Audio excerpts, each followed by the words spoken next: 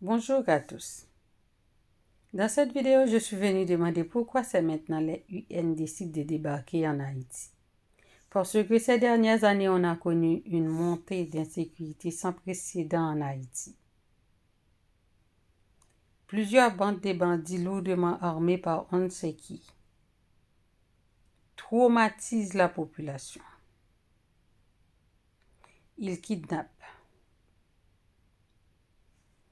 ils assassinent, ils cambriolent, ils violent, ils brûlent les maisons des gens, ils saisissent leurs biens. Même les bébés et les femmes enceintes n'ont pas été épargnées. Par coup de chance, une opération policière surnommée Timagali arrive à stopper l'un des plus grands chefs de gang de 400 Maozo, surnommé Collègue. Depuis, on aurait dû dire que ce coup de chance a ouvert la porte de la restauration de la sécurité au pays et aussi la confiance et la coopération de la population avec nos forces de l'ordre, sans oublier les services de renseignement. Comme au hasard, le dimanche 15 août 2022, la population a vu arriver un avion spécial à l'aéroport de Toussaint-Louverture, dans lequel ils ont vu sortir une quinzaine de voitures des UN.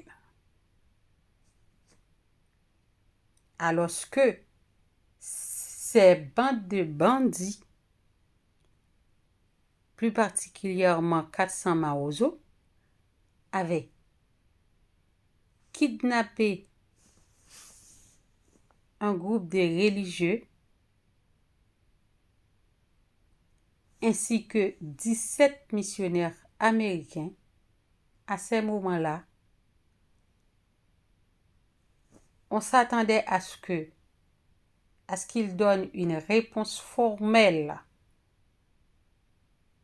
à ces bandes de bandits dans l'espoir de nous donner la paix au pays.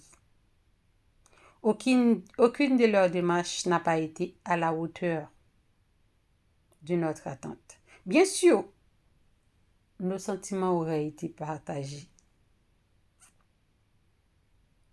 Par contre, on aurait pu balancer le pour et le contre vu la terreur que ces bandits semaient dans la population haïtienne. Sur ce, on aimerait demander pourquoi c'est maintenant qu'ils décident de débarquer au pays. Est-ce que c'est parce que nos gouvernements ont récemment commandé des munitions récentes pour nos forces de l'ordre?